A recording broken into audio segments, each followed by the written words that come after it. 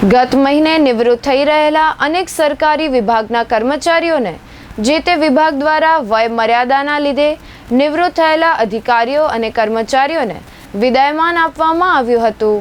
તે અન્વયે રાપર વન વિભાગના દક્ષિણ રેન્જના વનપાલ વાસુદેવ આઈ જોશી, રાપર ઉત્તર રેન્જના વનપાલ મોહનભાઈ કે કોડી, પ્રભુભાઈ આર કોડીને વિદાયમાન રાપર દક્ષિણ રેન્જના આરએફઓ સતીશભાઈ જેઠા, રાપર ઉત્તર રેન્જના ચેતન પટેલના અધ્યક્ષસ્થાને કાર્યક્રમનું આયોજન કરવામાં આવ્યું હતું, જેમાં નિવૃત્ત થઈ રહેલા વનપાલોએ કચ્છ જિલ્લામાં વન વિભાગની જુદી જુદી રેન્જ તથા બીટ પર ફરજ બજાવી હતી।